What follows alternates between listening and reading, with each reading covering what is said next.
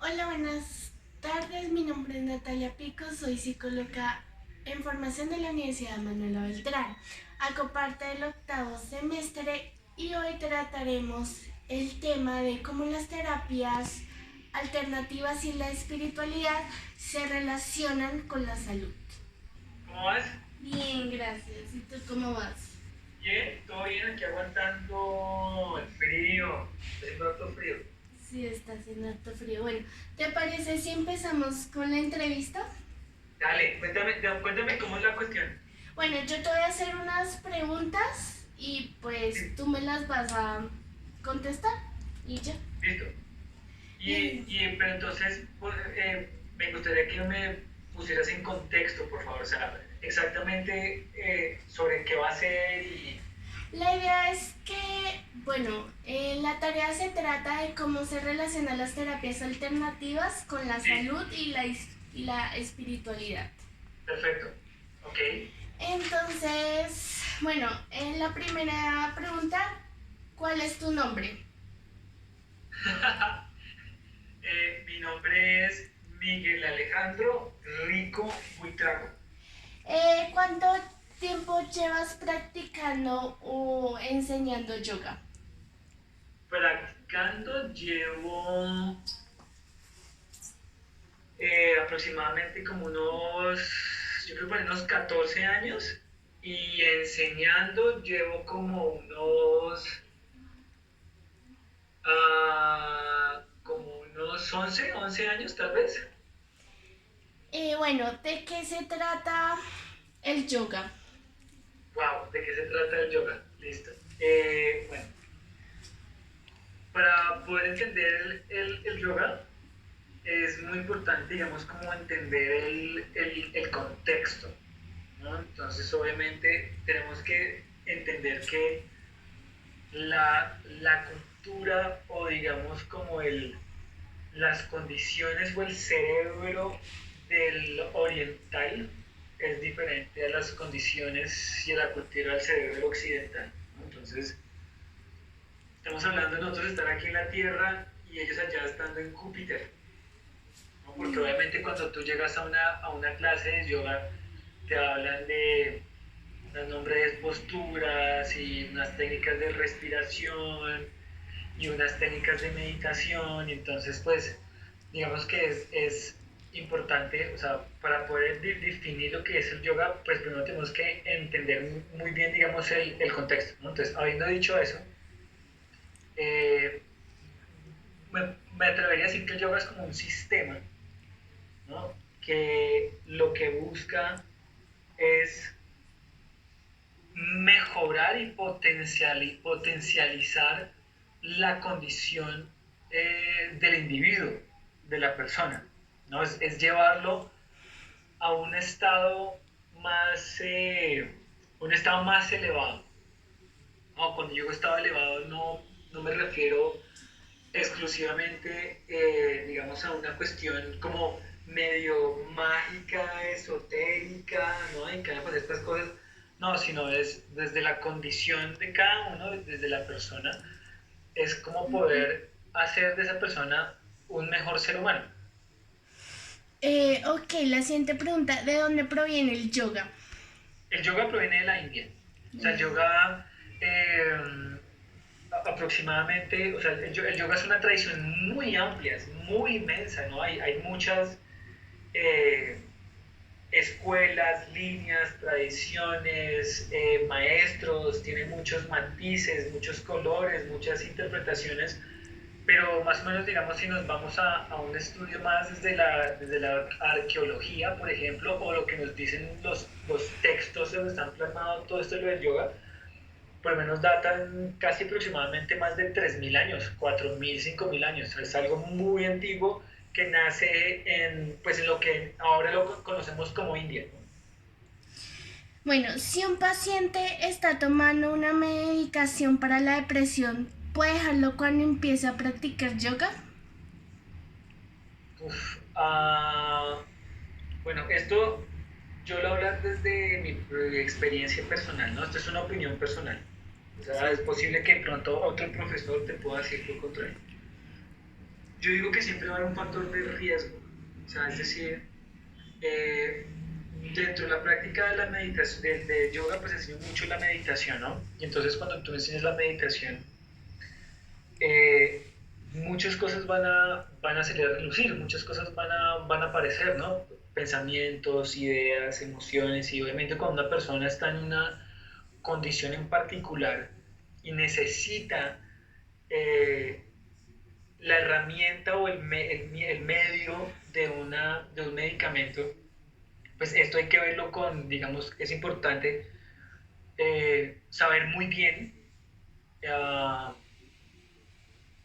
la condición de la persona, ¿no? Porque si bien estas técnicas que te ofrecen precisamente para que, por ejemplo, la persona controle la depresión, ¿no? Porque eh, en el yoga llegan por muchísimas razones, porque quiero estirar, porque estoy estresado, porque no sé qué hacer con mi vida, porque siento un vacío, ¿no? Entonces, el yoga no es tanto como, digamos, una herramienta en donde tú vas a solucionar completamente las cosas. Tú requieres de otras ayudas, requieres apoyarte de otras cosas y a veces es necesario, digamos, de un apoyo psicológico, un apoyo psicoterapéutico o un apoyo psiquiátrico. Entonces yo digo, digamos, por ejemplo, en caso de pacientes que están medicados porque ya tienen algún tipo de bipolaridad o tienen alguna esquizofrenia, la meditación en ese caso se dice no se aconseja que la persona, digamos, medite o haga ese tipo de prácticas.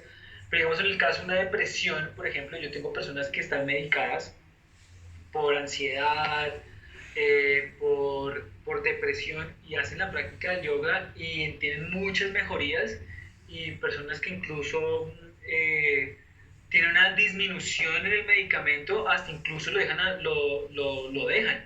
Pero, como te decía, para llegar al principio, depende de la condición de la persona. O sea, eso depende. Entonces, siempre cuando pasa eso, yo le digo, bueno, ¿qué dice tu médico? ¿Qué te ha dicho tu médico? No, el médico me dice que yo puedo practicar yoga. Bueno, ok. Y a partir de eso, digamos, yo evaluando. O si yo veo, por ejemplo, que la persona digo, esta persona como que de pronto todavía no está no quiero decir la palabra como preparado, pero digamos como que no está dispuesta para seguir todos estos lineamientos, yo prefiero que no la haga. Entonces depende. Ok, ¿cuál es la diferencia entre yoga mental y yoga física? Yoga mental y yoga físico. O sea, el yoga es lo mismo. O sea, es decir, porque el yoga, digamos, como te decía, este sistema es es integral, porque tú trabajas tanto la parte física como trabajas la parte que es no mental, me explico. Nosotros vivimos muy hacia afuera, o sea, vivimos, por ejemplo, ahorita está con el tema del coronavirus, ¿no? Entonces estamos preocupados, no, entonces se va a acabar el jabón y entonces la escasez del papel y entonces ahora no nos podemos tocar, no sé qué, y qué tanto nosotros conocemos de nuestro cuerpo.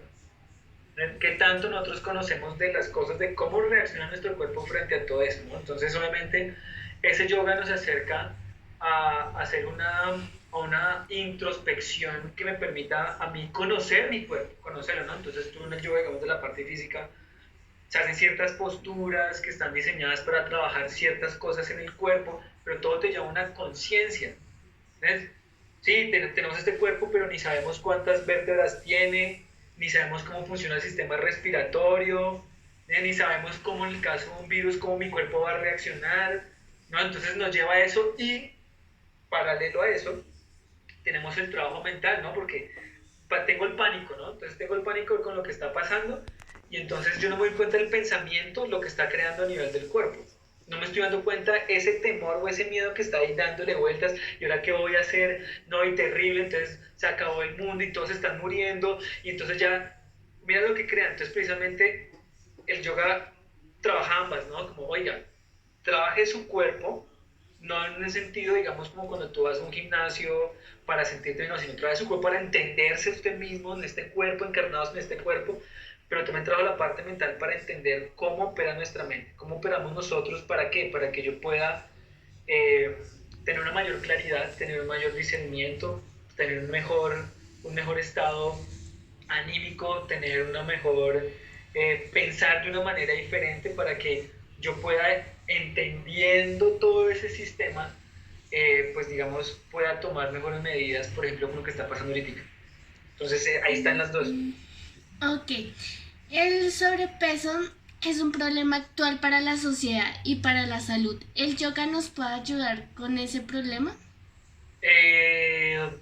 Bueno, opinión personal otra vez. Yo pienso que, yo me atrevería a decir que no, siempre y cuando no se apoye de otras herramientas. Me explico.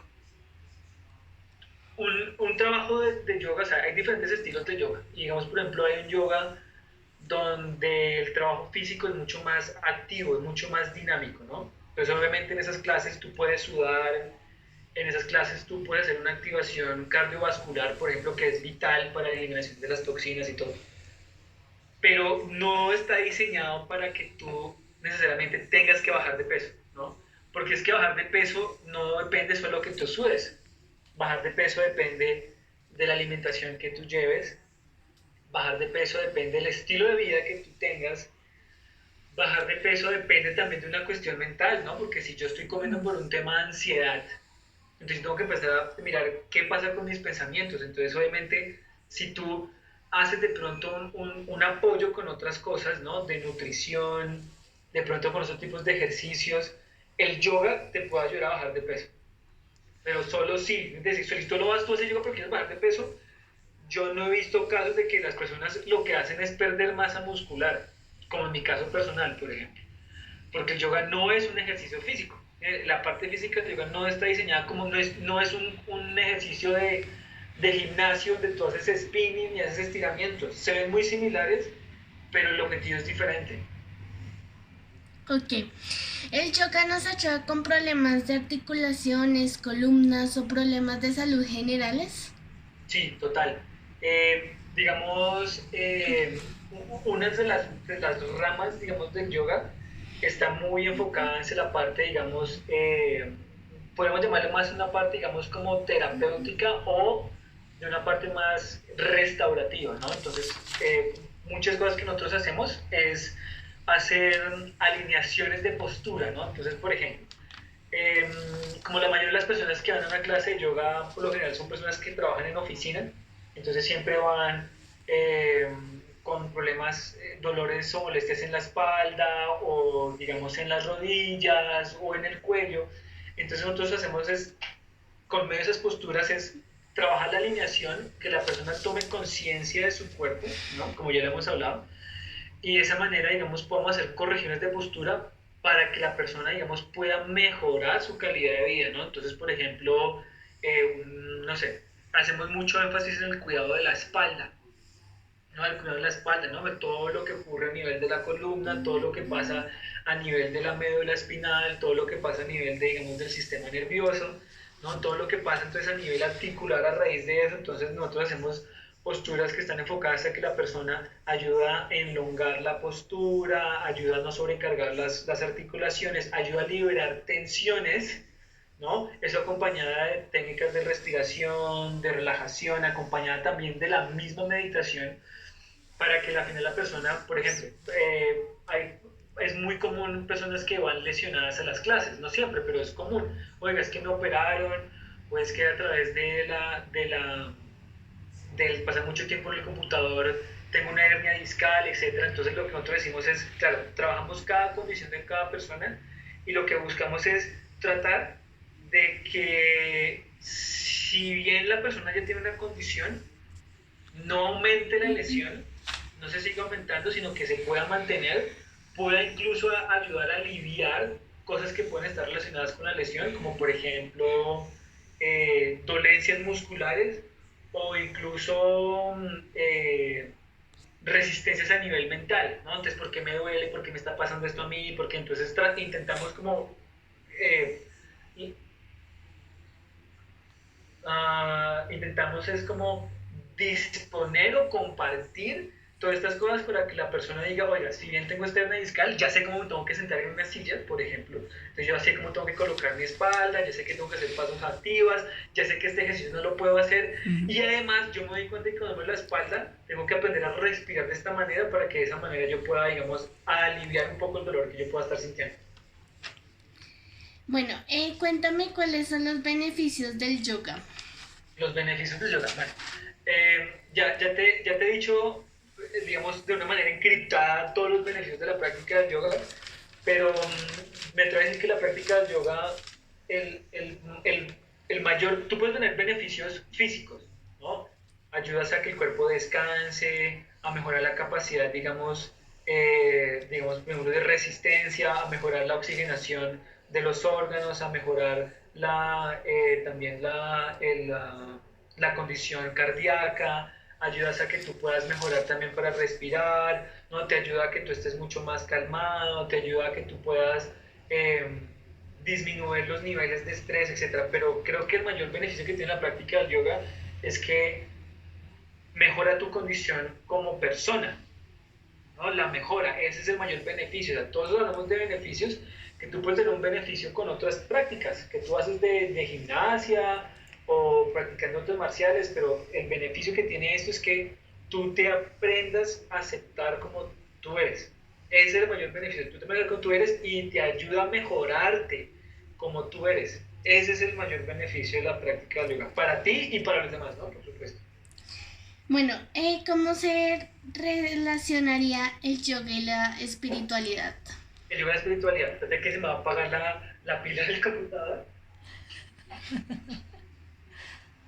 Ya, ahora sí. Perdón.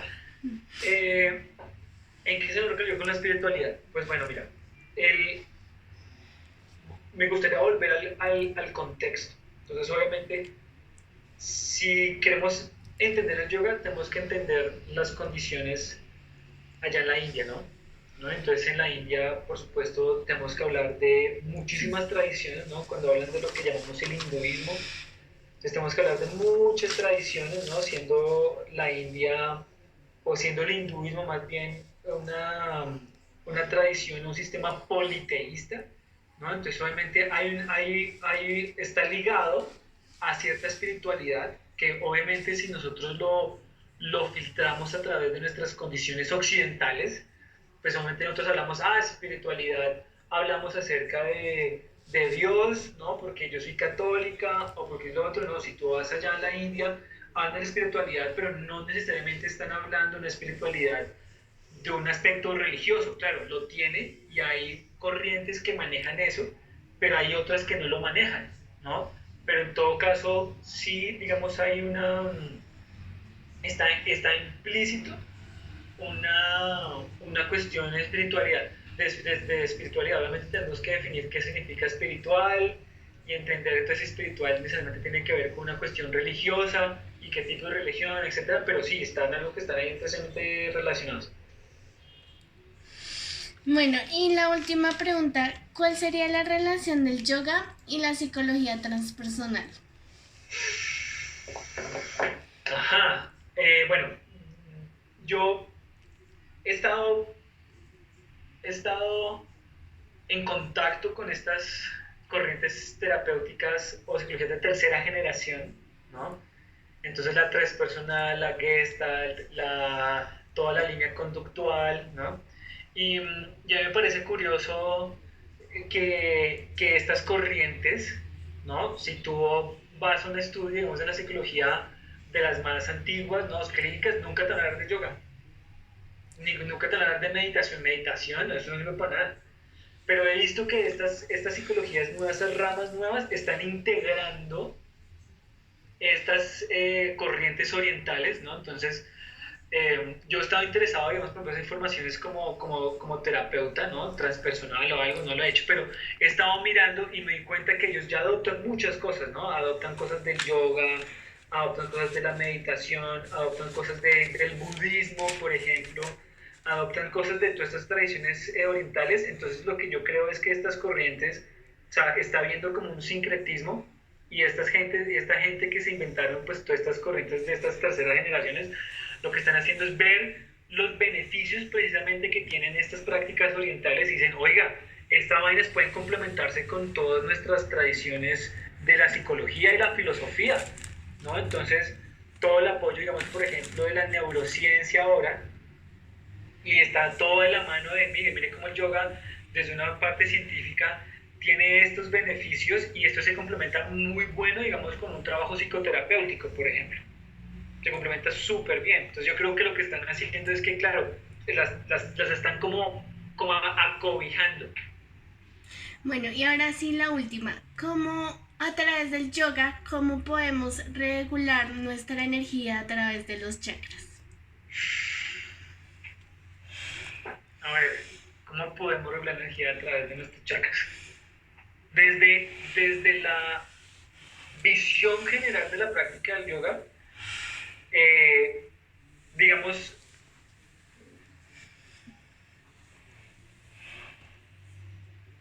la mayoría de las escuelas coinciden en que nosotros somos más que un solo cuerpo, un cuerpo físico, ¿no? También hay otros aspectos más sutiles, como la parte de la conciencia y la parte de la mente, ¿no? Pero, de hecho, mira que yo hace poco le hice una pregunta eso a un osteópata, el que yo voy, porque él sabe de medicina china, y la medicina china también tiene en cuenta todo este tema de los canales energéticos, ¿no? Porque chakra significa rueda, ¿no? Ese es el significado de la palabra chakra. Y para entender la palabra chakra, tú tienes que entender el sistema nervioso o eléctrico que tiene el cuerpo, el sistema energético, ¿no? Entonces hablamos que de los nadis, que son unos puntos y que están distribuidos en ciertas partes del cuerpo, que en la medicina china dicen que son los puntos meridianos y tal. Y entonces, si bien hay ciertas diferencias en las tradiciones que dicen, no, mire, hay 7 chakras, y otros dicen, no, hay 4 chakras, y otros dicen, no, hay como más de 30 chakras, entonces dicen, no, ni siquiera existen esos chakras. Digamos que lo que tradicionalmente se acepta o lo que se reconoce es que esos chakras son como son esas ruedas que están distribuidas a través de un canal, ¿no? Hay 3 canales energéticos principales, ¿no? Ida, Pingala y Chushulma. Esas son palabras en el idioma del sánscrito. Y en ese canal principal entonces están esas ruedas que están, digamos, como identificadas con o relacionadas con colores, con ciertas cualidades. Y entonces obviamente, según lo que dicen, basándonos en esa teoría, dependiendo de la condición del individuo, entonces esas ruedas van a estar funcionando de cierta manera, ¿no? Entonces, si tú miras cualquier libro o vas a una escuela y te enseñan, claro, es que, por ejemplo, el chakra, el cuarto, que es el chakra del corazón, que le llaman anahata, que tiene que ver con tus cualidades afectivas en cuanto a la compasión o lo que sea, dicen, no, es que si de pronto la persona está en una condición, no sé, supongamos que tú estás en conflicto con alguien o estás en conflicto contigo mismo, ¿no? Digamos, ahorita puede haber mucha rabia, puede haber mucha intolerancia y xenofobia con lo que está pasando. Entonces, si nos basamos en ese punto, podemos decir, no, esa cualidad energética, esa parte efectiva, está desbalanceada, está desequilibrada. Entonces ahí entra el yoga y dice, oiga, hay ciertas respiraciones, hay ciertas posturas, hay ciertas cosas que uno puede hacer que al trabajarlas energéticamente, ¿no? Físicamente, mentalmente, podemos hacer que como que esa que está ahí guardado, esa vaina como que está ahí como metida, pueda fluir, pueda abrirse y la persona entonces digamos pueda experimentar. Si yo experimento rabia hacia otro, pues yo puedo experimentar, por ejemplo, más empatía, por ejemplo. Y entonces de esa manera, todos esos chakras lo que se busca es como todo eso es energía, es permitir que con todas estas técnicas, esas energías puedan empezar a funcionar de otra manera, ¿no? Puedan no sé, se me viene el siguiente ejemplo, no sé si es el más válido. Es como la electricidad. La electricidad no va a funcionar igual, digamos, ahorita si yo dejo el bombillo prendido todo el día y llego mañana, pues el bombillo se va a sobrecargar, ¿no? se va a empezar se va a gastar y tú dices, uy, no, ya el bombillo no dio más, el bombillo va a tocar cambiarlo. No, pero también depende mucho del bombillo. Entonces, no sé, entonces ahora está el bombillo LED, no, entonces el bombillo LED porque es el que está ahorrando energía. Entonces mira que el bombillo adopta esa energía, pero la está transformando, porque tiene otra composición. Entonces lo mismo pasa con nosotros. Estamos como eh, transmutando, estamos transformando esa energía, pero entonces es cuando nos volvemos como ese bombillo LED, lo que estamos haciendo es ahorrar esa energía y la estamos transformando pues con una finalidad en particular. Listo, ya, ya acabamos. Muchas gracias. Con el mayor de los gustos, cualquier cosa entonces que hay aquí a la orden. Bueno, gracias. Listo, gracias Natalia, que estés muy bien, bonita Gracias. noche.